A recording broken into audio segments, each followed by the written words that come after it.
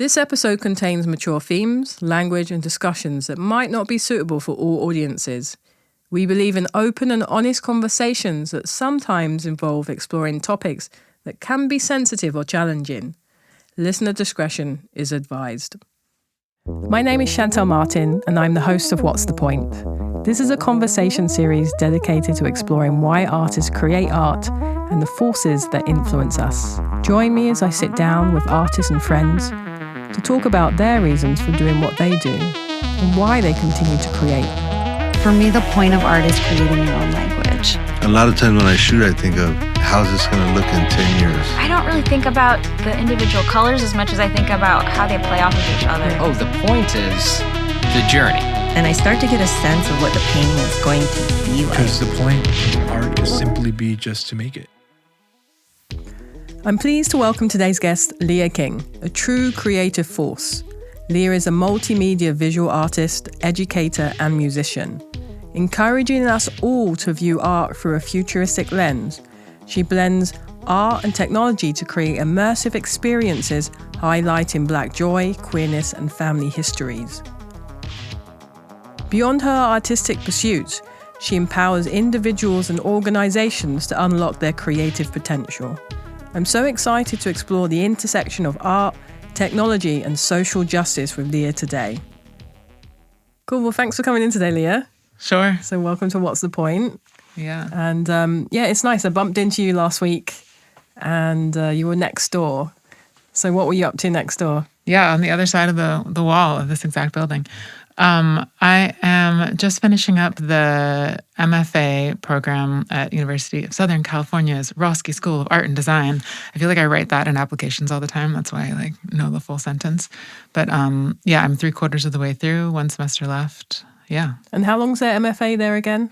So it's usually 2 years to get all the credits done. I mean, some people do it in a little bit longer, depending on how many credits you take per semester. But most folks are there for 2 years, yeah. And then are you going to be there just for 2 years and then you're done? Yes, I'm done in May. Okay, nice. That's going to be exciting. I'm excited. My final master's thesis exhibition is on May 1st. That sounds serious. That space. Yeah.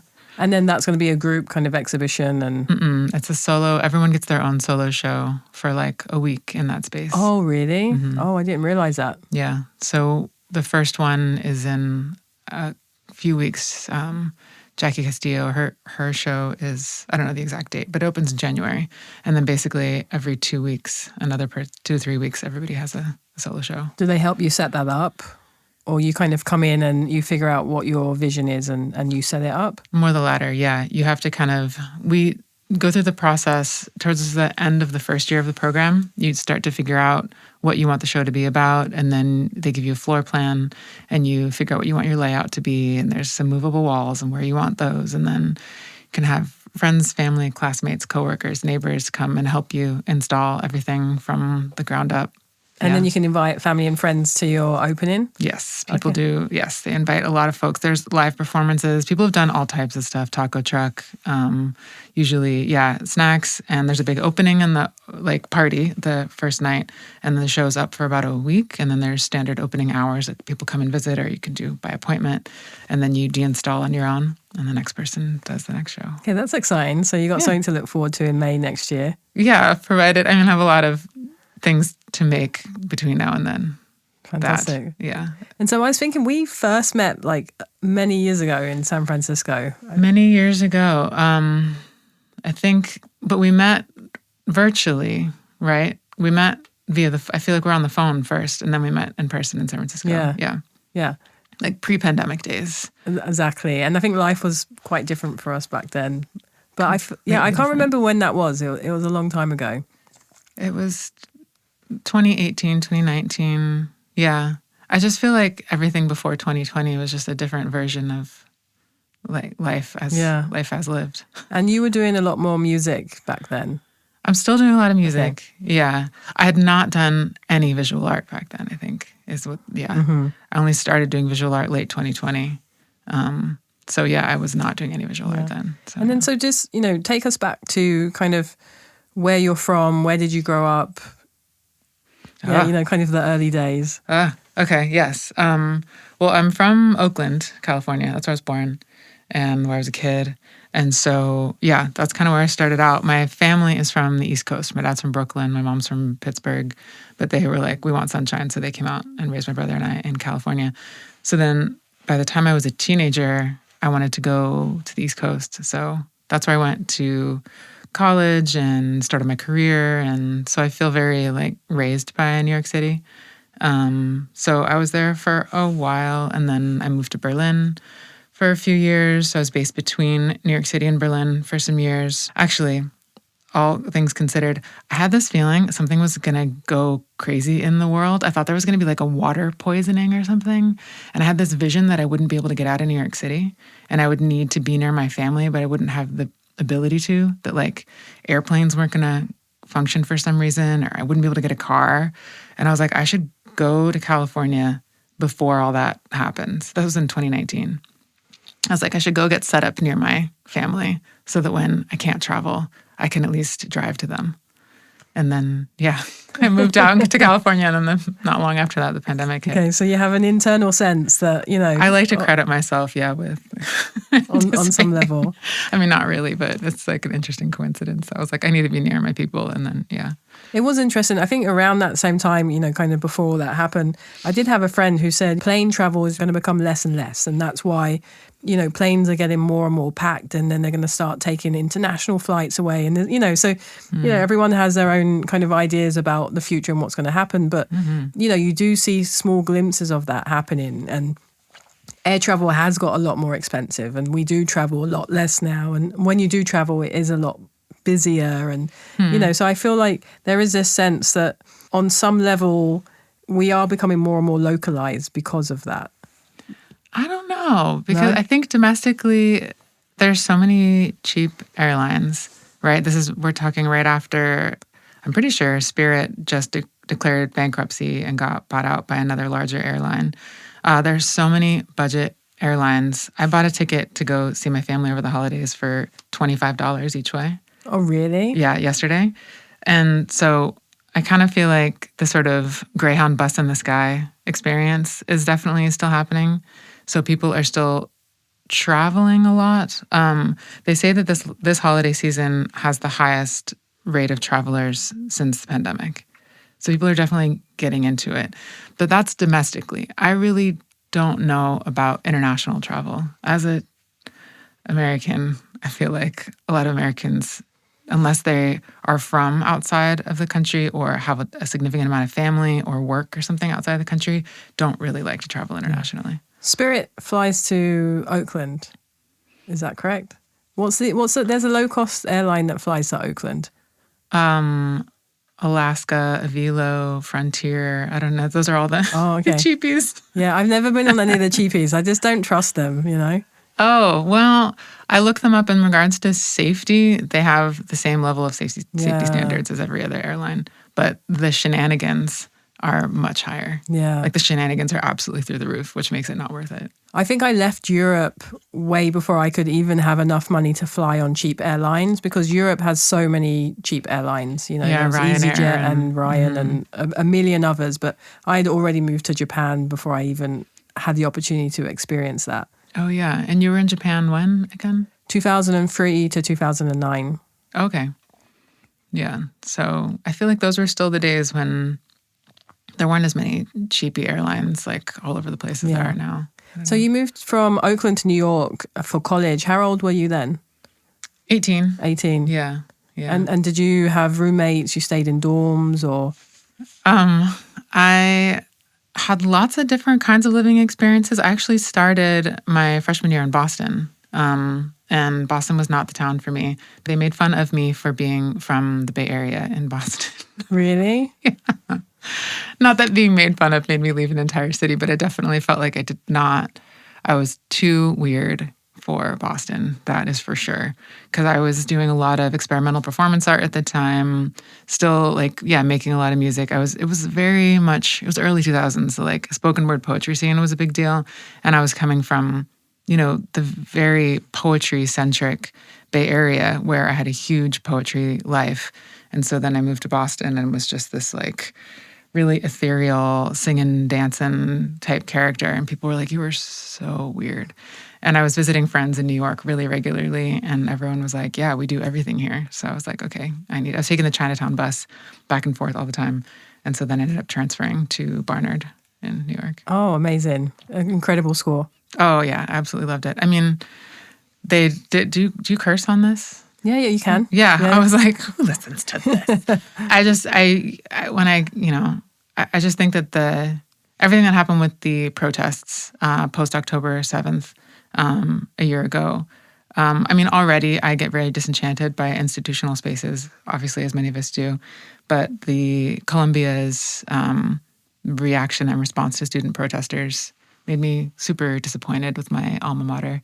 I mean, they do other things that are really disappointing. While I was there, they did a lot of things that were disappointing, but that really kind of bummed me out. And I kind of feel like it's changed the tenor of what like being an alumni feels like in a lot of ways. And I'm sure that will go through waves. You know, they might be to do some great things in the future, but institutions are full of bureaucracy and kind of bad ideas from the top and the bottom sometimes. They really are, but really beautiful, incredible, brilliant people can also come out of these institutions if you can like kind of parlay it right. I mean, a lot of my classmates are big in the art world now. Some of the people whose work I would absolutely love anyway if they weren't classmates of mine from Barnard are like, I don't know how that sentence ends, but yeah, there's a lot of people who I'd really admire that I went to school with there. So like I would not have given that opportunity up for anything. It was a wonderful experience. And what did you study there? I made up my own major. Like I said, super weird. And it was, in a nutshell, I often say that I majored in hip hop, but it was really music and dance and performance of the African diaspora throughout the United States. So I was really interested in how music and dance can be catalysts for social and cultural revolution. And so I focused mostly on hip hop through the Americas. And then if you're making kind of your own course or syllabus like that, how are you pulling in the resources to be taught? I basically would scour the class offering guide for all of Columbia University, and then I just picked the courses that I felt fulfilled that thesis idea the best, and then I put them all on a form and then submitted that to my thesis advisor, who at the time was Monica Miller, who wrote the book on Black dandyism and was one of the co-curators of I think it's at the Met right now, a show on Black fashion through the ages. So she's dope as hell. And she was really supportive of the process. And so I got to take classes at the Institute for Research in African American Studies, which is at the Columbia University Graduate Center. So there were tons of dope people there at the time. And I got to study with all of them. And I got to have like hear all these speakers, and I got to like meet Wynton Marsalis, and like I taught at Rikers Island. I got to that was the time I met Catherine Dunham. I like anybody comes through that program, and it was just really incredible. And what did your final project look like? It was an experimental performance art piece. Of course. Yeah. So it was like 15-minute, 20-minute long spoken word poetry and music and dance, and a bunch of my classmates joined me in it. I gave people parts and people performed, and we like wrote monologues, and it was just kind of wild. I think it was recorded, and I think it's like in the archive at Barnard somewhere. It's probably a freaking VHS tape because I'm old, but yeah, maybe it's a DVD tape of some kind, but yeah. That's pretty amazing. Yeah, it was a wild time, but yeah. I've only just got into, kind of this world of poetry and spoken word kind of, in the last couple of years. And last year I went to my first ever slam poetry. Just last year? Just last year. Where were you all in the early 2000s, the Def Poetry Jam and all that? Living in Japan. Well, no, I was in the UK. I was in London then. That wasn't, I was going to drum and bass raves, Yeah, there's a lot of dope British poets that were part of off my radar. Okay. It never crossed my radar or my path. It was more experimental music, circuit benders, drum and bass, jungle, a complete different kind of trajectory there. And so I think last year was the first year I went to a slam poetry event. It was kind of more downtown in the Fairfax area in this it's like a school or something of Fairfax. Are you talking about LA right now? Yeah, it's in LA. I don't really know LA very well, but I believe you. So I went to a place here in LA, and then when I walked in, someone asked me, "Oh, do you want to be a judge?" And I was like, "Okay." I didn't really know what that meant. So, I walked in, and then they said judges sit on this seat, and then people got up and started to do their poetry, and then us 5 or 6 judges there had to kind of give them a number. And so the first person comes out, does their piece. I'm like, oh yeah, this is okay. It's like not amazing, not, didn't blow my mind, but I respect this pretty good. And, so I gave like a 6.5 or something. And then I got completely booed for my grade or my number that I gave. And then it kind of carried on like that, because now I'm like, okay, I have a baseline, so it's going to go up and down from there. And basically, I got booed the whole time as a judge for my judging. Funny. And then at the end, people were like, oh, actually you were the only judge judging fairly, because everyone was giving 9s and 10s, and they were giving them the mom. Yeah, I just treatment. went straight in like, I'm going to take this seriously. I've been anointed a judge for this event, and Sure. so that was an interesting first kind of experience of slam poetry. And for me, it's it's another way people get to put their own personality or style or kind of edge into it. And for me, I think at that time, I felt like some people were just doing what they think they're meant to do, in that instance, when people get up and they do the thing, but there's nothing about them that you're learning. And for me, it's a different type of medium. So I'd love to hear about kind of, your thoughts on poetry and slam poetry, because, you've come from that world and you've been exposed to it for a way longer amount of time. I'm not a slam poet, to be clear. Yeah.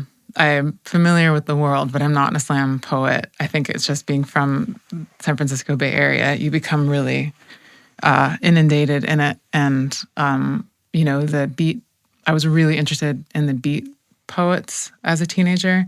I got really into like Lawrence Ferlinghetti and, William Burroughs. And I saw, oh my God, I forget his name, one of the really famous beat poets live when I was like 15. But I think the thing that made slam poetry was a film in the late 90s starring Saul Williams. Don't remember what it's called. You can find that out later. And he's the one that came up with the cadence where everyone is talking a certain way. And then from there, people got really inspired. I mean, his poems were dope as hell. And so that kind of ushered in this whole world of slam. And then Def poetry became this big thing, and like Mos Def and Talib. And then it kind of was like connected to the backpacker hip hop era. And it was a big cash cow for HBO. And then kind of there was then Def poetry on Broadway. And I knew a bunch of the people that were in the Def poetry on Broadway show. And I also was a judge at the Nuyorican Poetry Slam a couple times. So I know what you mean. But I guess because so much of it is about energy, I mean, you never really know what it is that people want to, judging art, right? What are we even talking about? Yeah.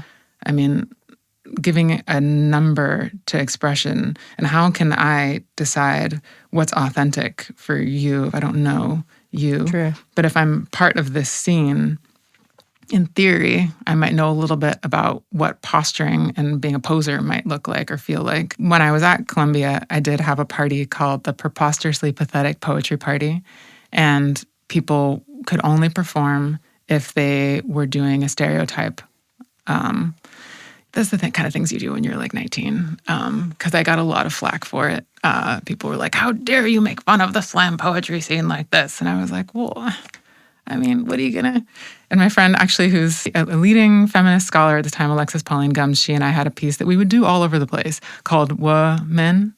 And like, she would face forward and I would face backwards. And then I would like... And then she'd go, woman. Anyway, it was really funny. So, I'm a bit of a hater, and so that's just kind of how I roll sometimes in performance, which I think makes things spicy, which can be really fun. So I like big, authentic expression, but I'm always super skeptical of trendiness, I guess. So I am really interested, but who knows? I mean, who the fuck am I to say anything? Because I'm sure there's times when I make stuff where I'm like, oh, we're all doing this. Okay, I'll do it too. Like, I'm not immune to peer pressure. So I think as a young person, I was really interested in that. But just recently, right before the pandemic, I was working at Youth Speaks, which is the country's like one of the biggest youth poetry slam companies in the country. And I was one of the coordinators of the National Youth Poetry Slam Championships. So Youth Speaks is an organization, and then they have like a big tournament or a big event or something? They have the big National Youth Poetry Slam Championship every year. Yeah. See, I know none of this. Yeah. I don't know why. Why do I know all this? I think I know all this because I feel like it's just because I'm from the Bay Area. I love arts education. I love supporting young people in the arts. And so I'll get involved in anything that is amplifying youth voice. And so I was like, yeah, poetry, sure, if that's what we're doing. Also, I'll do dance, I'll do like theater, we can do music, we can do film, like whatever it is that will help young people find their voice, get out there in the world and make a more positive impact on their environment, I'm here for it. Yeah. So that's kind of how I've been in poetry, not necessarily because I am a slam poet. So you're not necessarily a slam poet, but how would you call yourself? I'm not a big fan of putting ourselves in boxes. I actually think we need to kind of, take labels away in a way and widen those parameters. But as a creative person, what labels would you give yourself if you're the one labeling? Yeah, it's interesting to hear that from you, right? Because you definitely do poetry, you do music, you're known more as a visual artist. I don't know if you dance, but... I choreograph. Oh, right. Yeah, you choreograph. Yeah.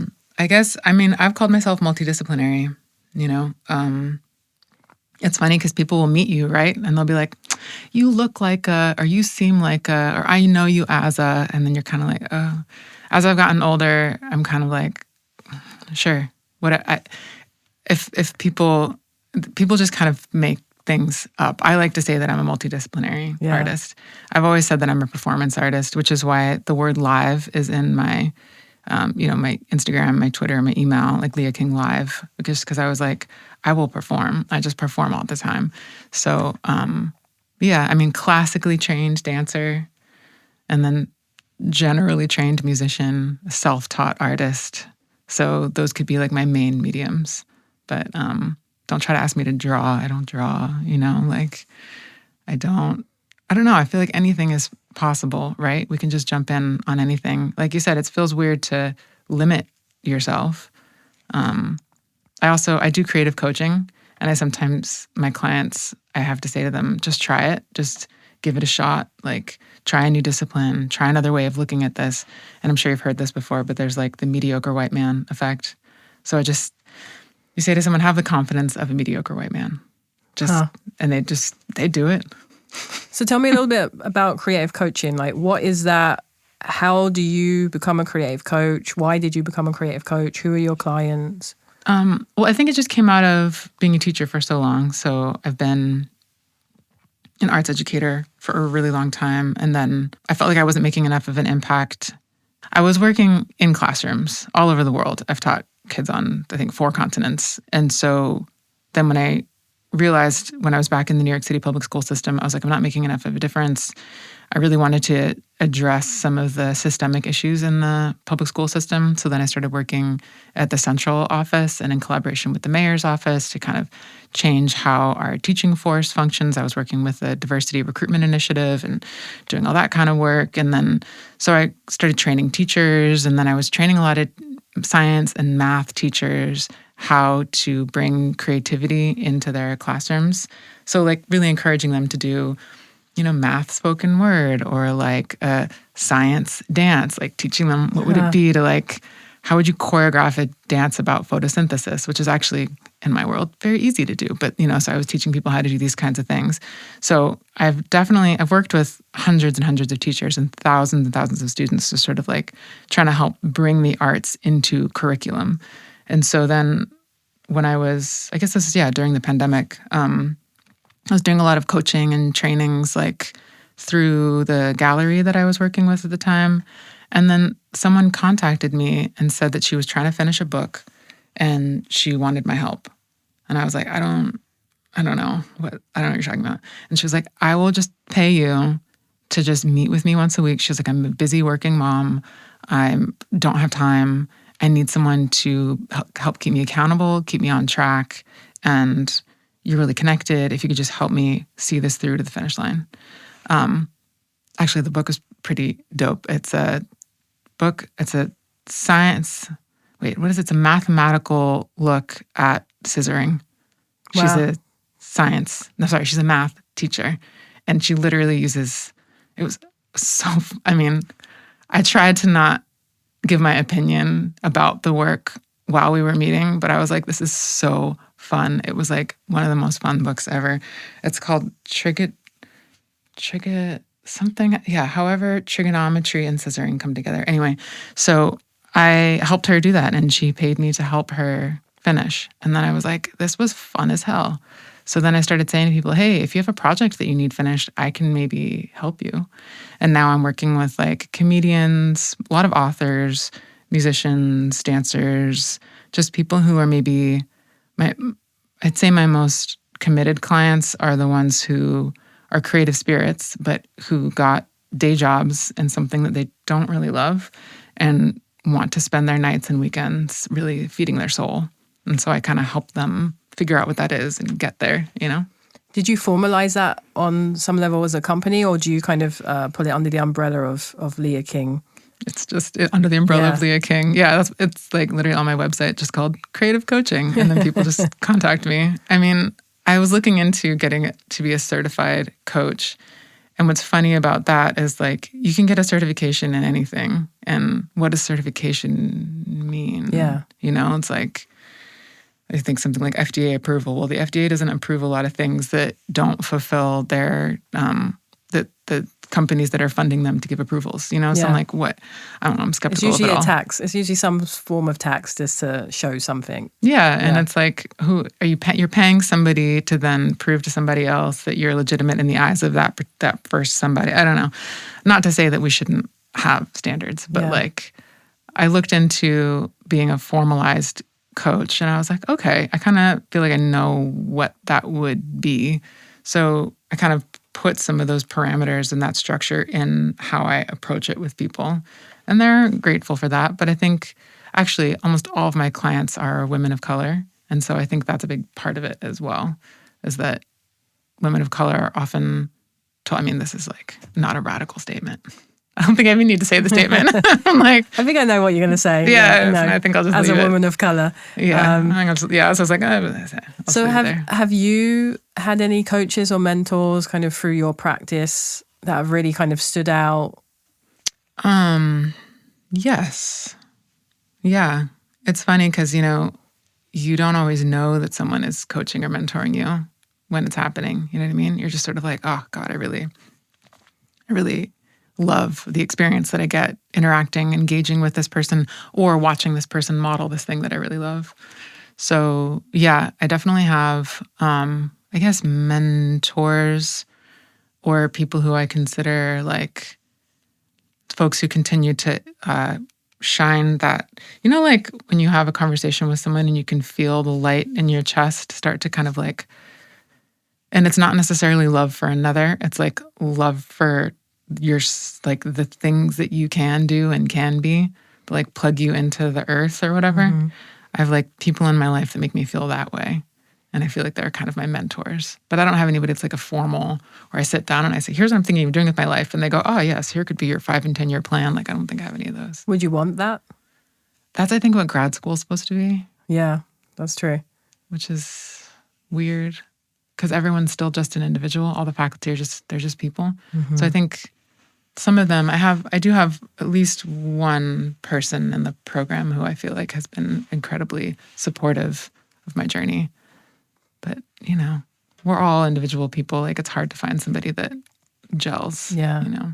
And then thinking about kind of teaching and mentors and going back to, you know, the time that you worked in with schools. Like, I love the idea of dance in mathematics and Like, what was that experience like working with the teachers? Because, often in public school systems, teachers are overwhelmed, overworked, do not have enough assistance and time. And then, if you're going to come in and say, hey, like, let's put dance or movement or,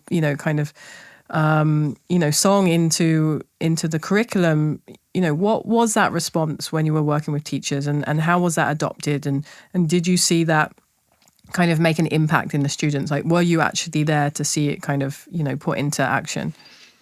Yeah, gosh, I've done it so many different ways in so many different places. It kind of depends on every single scenario. So I think when I first started, it was, I think what's most common in the United States, which is where a school gets a chunk of funding in order to increase their arts connected, increase some arts programming.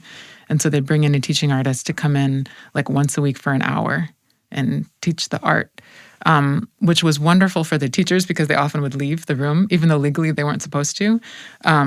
And so then I was able to then work more with, let me back up. So your question was more about what it was like working with the teachers and trying to kind of encourage them because they were so overworked and underpaid and absolutely exhausted.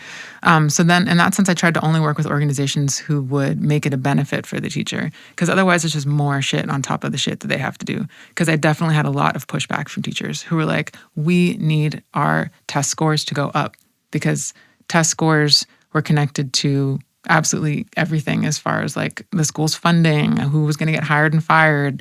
So I needed to be sure that the things that I was teaching them would somehow reflect back on test scores and all these other structural things that they had going on. So it was a constant issue, again, which is why I ended up working at the central office to sort of see if we could shift things. So it definitely felt more effective to teach what's called CRE, culturally responsive education frameworks, to teachers so that each teacher could bring in their own unique approach to creativity, which could kind of like liberate wherever they were at, So I think a lot of teachers feel really inundated with the standards that they're supposed to keep to as far as like what the school district wants from them. So I was trying to like open up this sense of kind of connectivity that they could have with the students around things that they love. So I was like, well, what books are you reading? Like, what do you have on your, because it was iPods at the time. Like, what do you have? I don't know, that's the first thing I thought of. Like, what are you listening to on your iPod when you come to class? Like, and how can you connect that to your curriculum? Because your students want to see you inspired and excited. So yes, school can be really stressful for everybody, but can also be really fun because we're just here trying to learn together. So I was always trying to find that spark in the teachers too. But it's a challenge, It was definitely different working in super funded school systems where the teachers were thrilled to have me there, and anything I brought they thought was wonderful and they couldn't wait to join in on what I was doing. And I got that experience in Germany. Like I taught in the schools all over Germany. And almost all the school systems are super well funded. And so teachers were thrilled to have me there. And they were like, oh, they're going to write a play. They're going to do a hip hop dance. I taught kids all over Germany how to like top rock, What's top rock? It's like one of it's like that first step you do in breakdancing when you're just getting, that like thing when you're about to like do your spins and stuff. And so I taught them all just like the basics of footwork. And before I would get started, parents and teachers would come up to me and they'd be like, our kids don't dance, And I was like, tell me something I don't know, like in Germany. Yeah. They're like, we don't dance at home. Like, we don't know basically if our kids have rhythm. And I was like, whatever.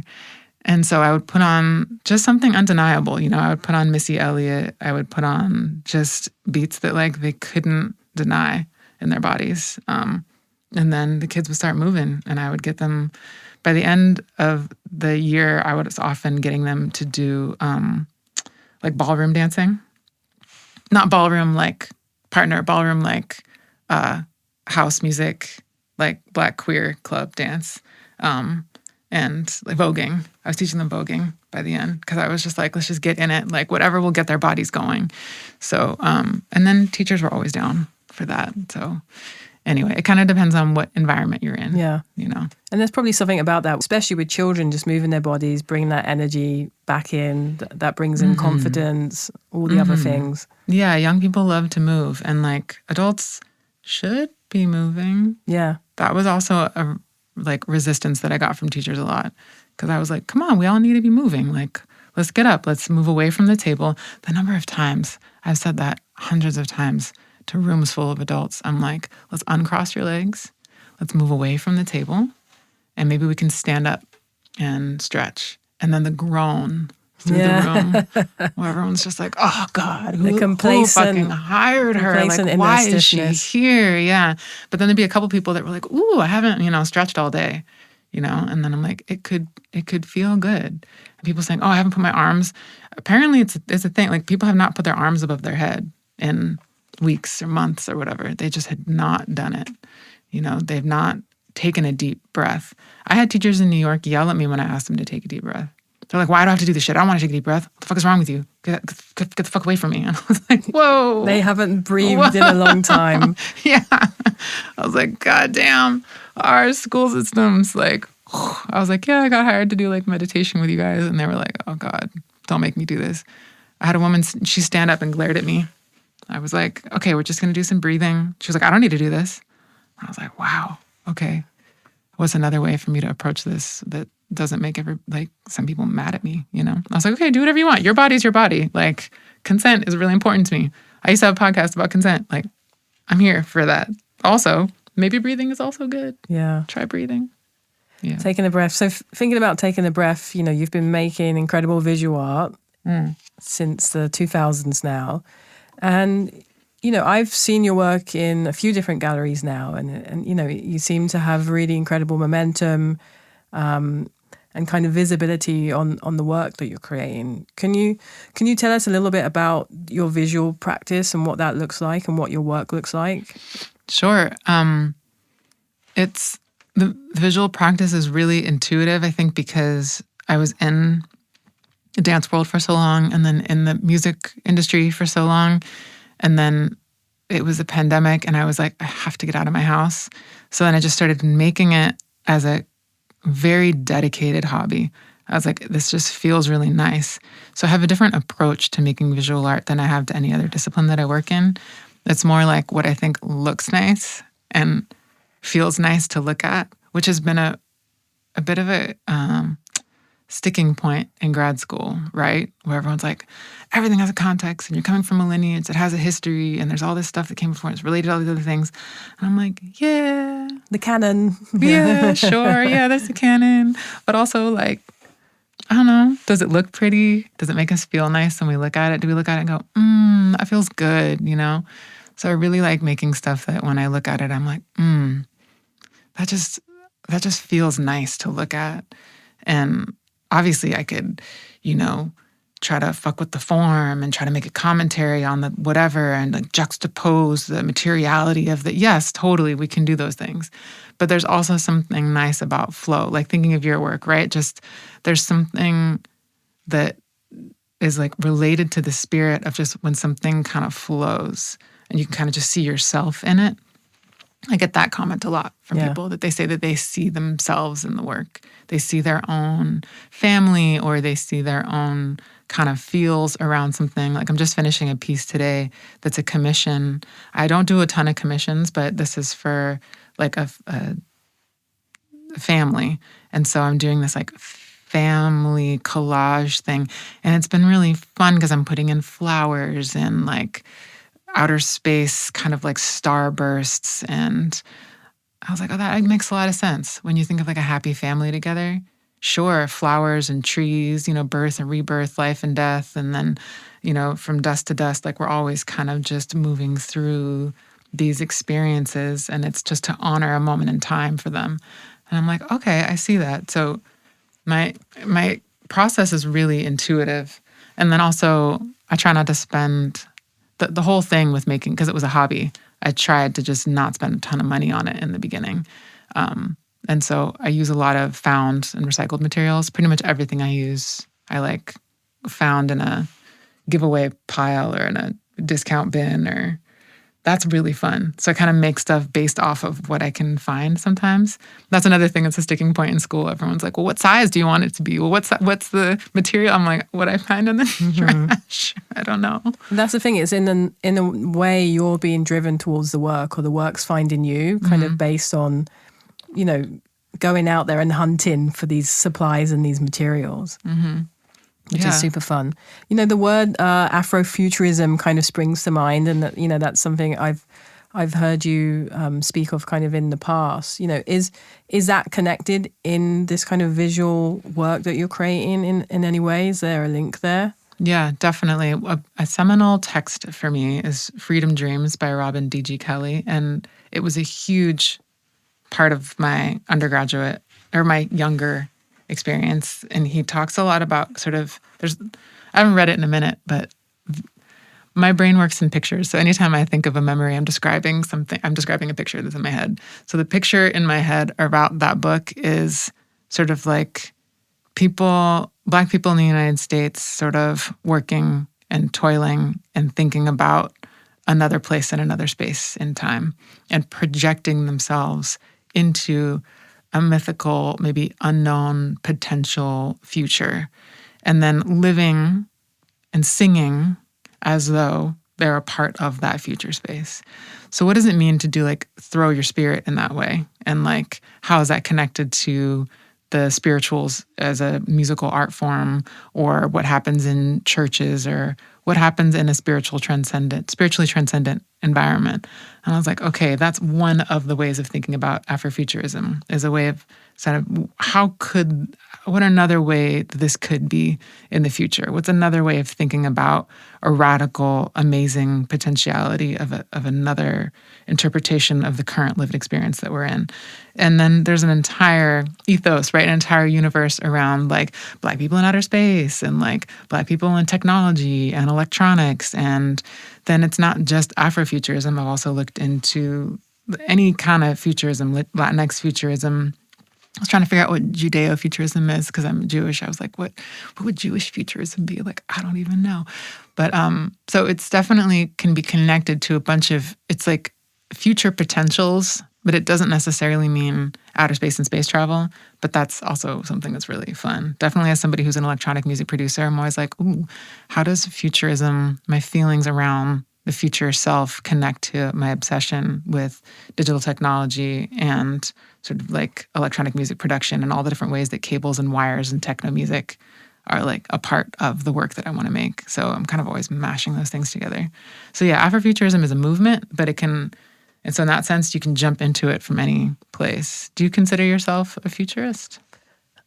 In a way, I don't really understand so much of the concept of it. So it's really nice to kind of hear you kind of distill it in that way. I think a lot about time and space and kind of my place in that. And, this idea that when you're creating, there is a creation for every moment in every time in every space. And if you pull yourself into a place where you're as peaceful and as harmony in the sense of you're not trying to be anyone else but yourself, then you get to pull some of these fragments out of that time and space and put them in a place where they become visible, where you can experience them as performances or see them as lines on the canvas.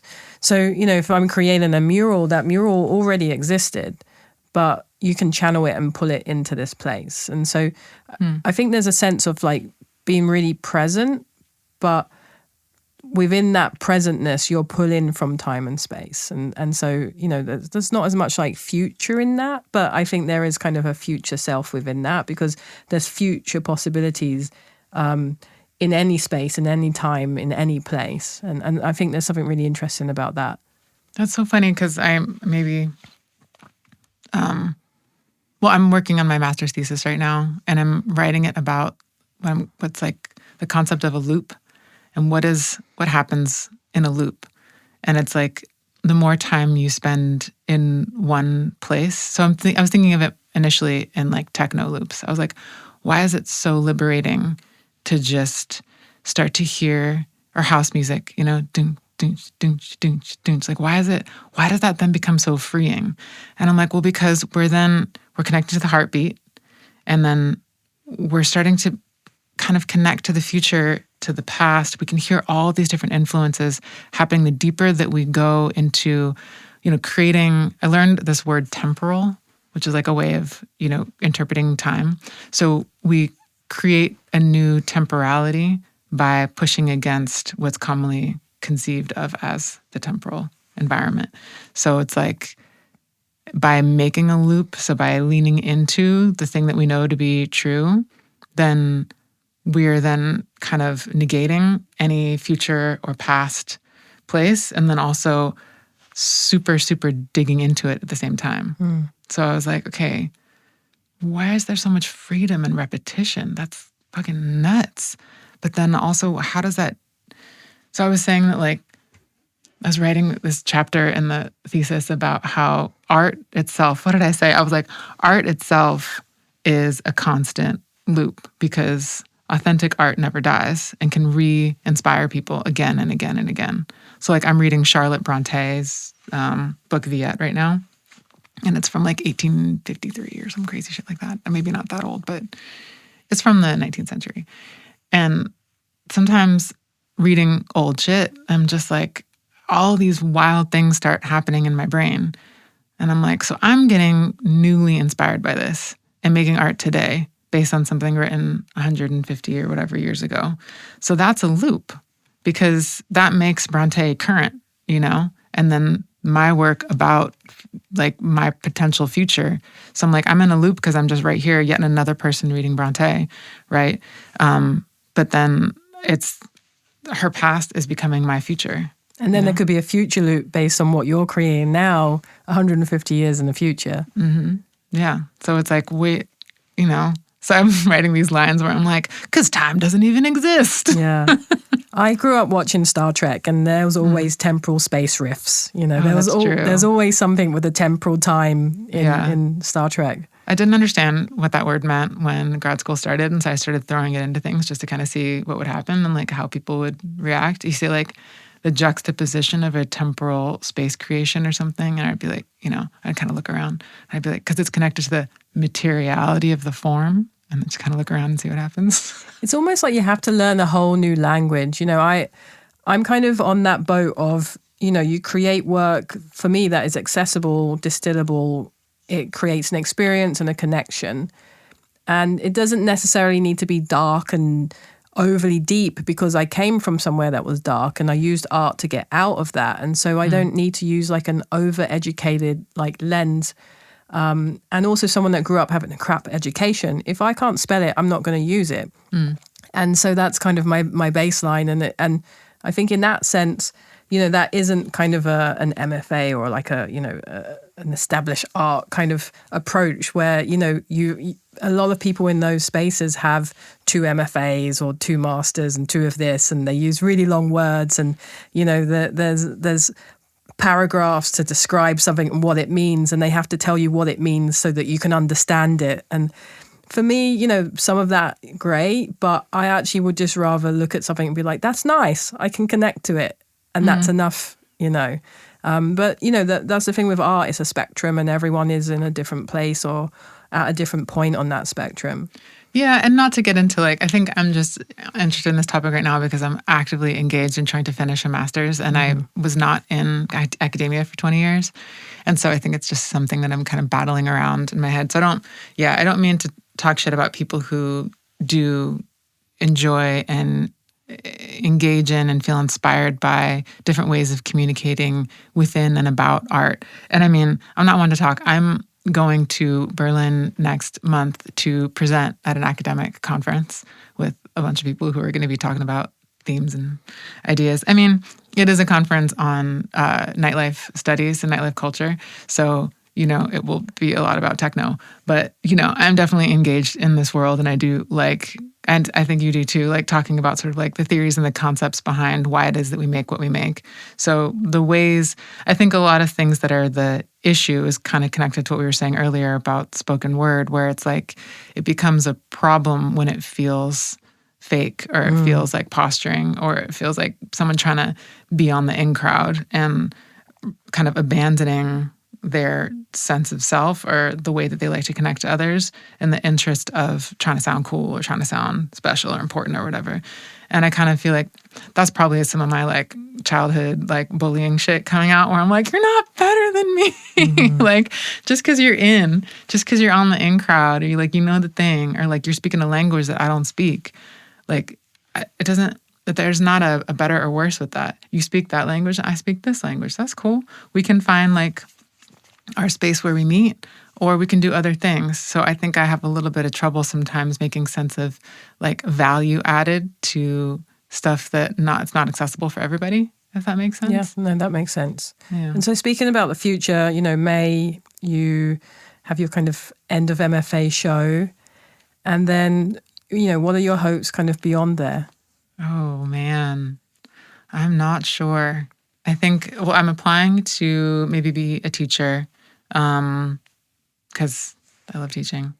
So it might just be some of the same shit. I'll probably go back to teaching and hopefully working in sort of reconstructing some, if it's at all possible, anywhere. I mean, because we'll see what happens here after the inauguration in January. There's all these murmurations about, their deconstruction of the Department of Ed as we know it. And my cousin was the first Black and Puerto Rican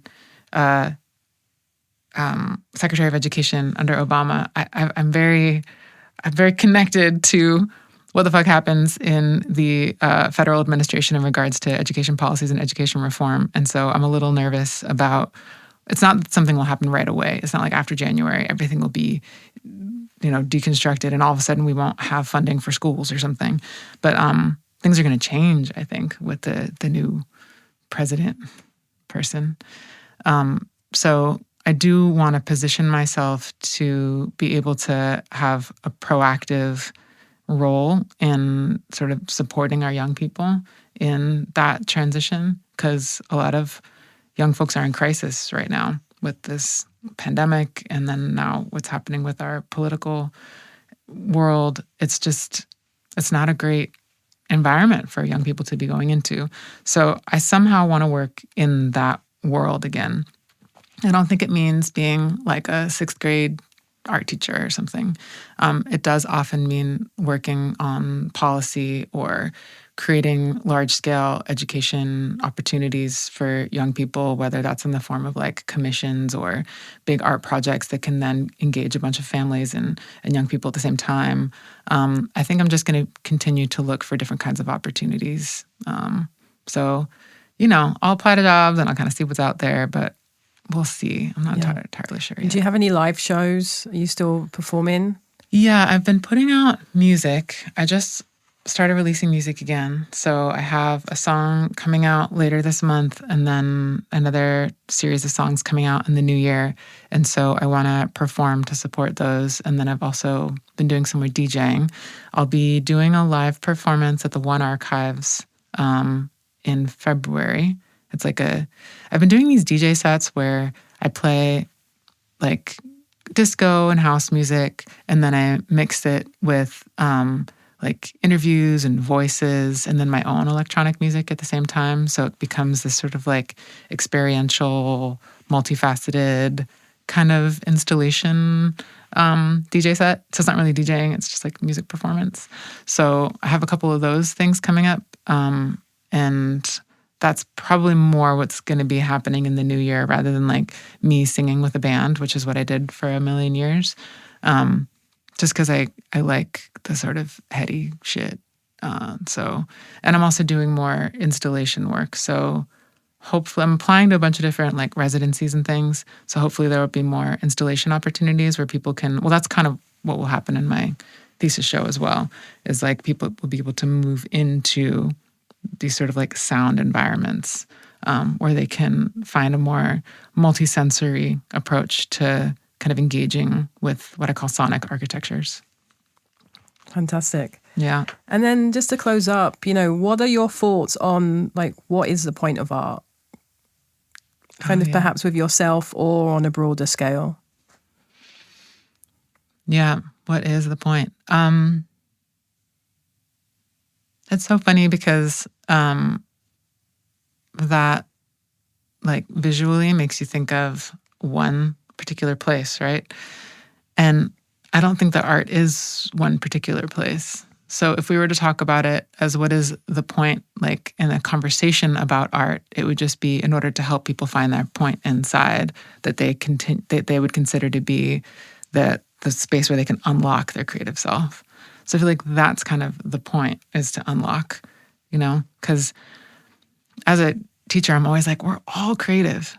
The number of people who say to me, like, I can't this, I can't that. Well, you're the dancer, you're the whatever. And I'm like, no, so are you. Like, if you want to be, you are.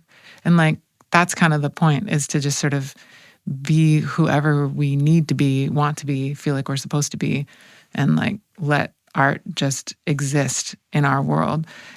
Not every society feels like the arts is separate from their lived environment. This is a very Western way of looking at things, where we're like, dance is for certain times, like music is for certain times, not necessarily, it could be everywhere all the time. So I think that's kind of the point. Just that's really bring it all together. Just pull it all together. Mm-hmm. Fantastic. Big ol' salad. And then we can find you in all the places. All the places. I need to get better at Instagram. I'm on Instagram. I'm on Twitter, but I feel like we shouldn't be because of, the guy who runs it. But where else is there? I'm not on Facebook anymore. YouTube? Do you put videos up? I have a couple videos on YouTube of me singing. Yep. I'd say I have an email list and a website. You got your website where you got Creative Coach. Yep. You can contact me there about setting up a free 20-minute consultation, and then we figure out your plan, what you want to do. All the info's there. And then also all the info's on the USC Roski website about my master's thesis show on May 1st here in the Arts District in downtown Los Angeles. So yeah, I'd say probably the email list and Instagram are the places where I put the most stuff. Okay, I love that. Thank you so much for coming in today. I've really enjoyed this. Thanks for having me. Yeah. Thank you for listening to this episode of What's the Point? Recorded at Spotify Studios in Los Angeles. Check out our website made by Eat.studio. Grant Alexander Peters does our theme music, engineering and editing. Research and pre-show preparation are done by Vern Molidor and Joyce Adams-So from the Shantell Martin studio team. If you like this episode, please consider subscribing to the podcast and leaving a nice 5-star review. Don't forget to check out the show description for more information on today's guest. And you can follow myself and the podcast on Instagram at Shantell_Martin. What's the point?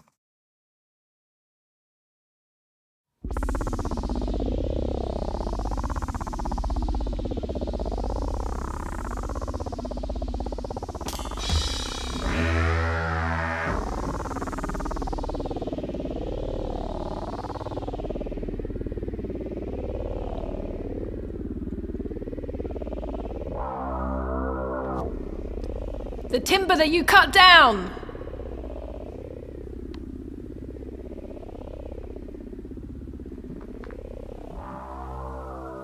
The space that you cut down!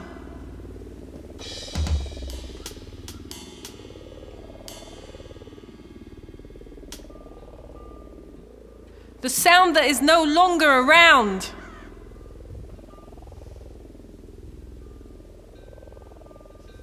And now there is no sound.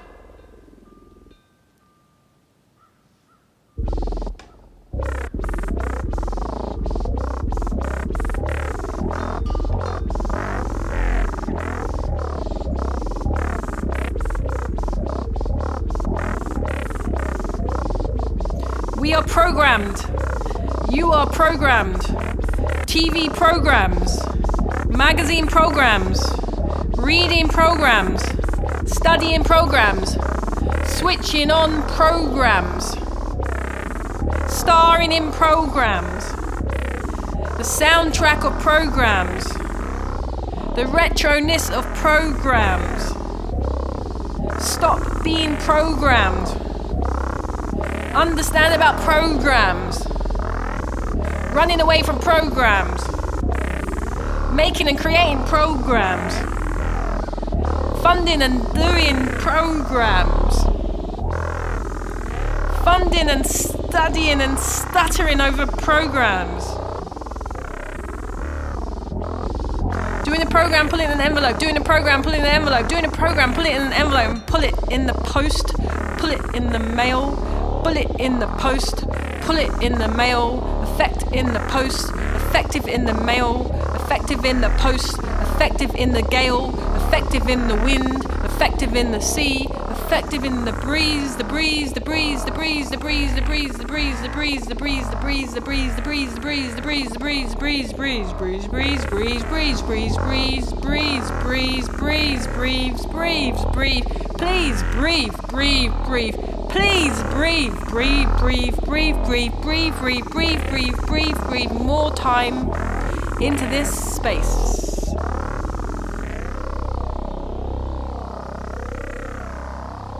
More time into this place, more time into that space, more time into that sea, more time into that seat, more time into the one that you be, the one that you see, the one that you saw, the one that you sow, the one that you read, the one that you run back to, seeing back to, understanding my back is to you, understanding that the sea is sore and the sea soars more, understanding that we are more and that we can be more, understanding that we can build more and be more and see more and understand more as we read those books and cook those books and see those books and cook those books and cooking those cooks.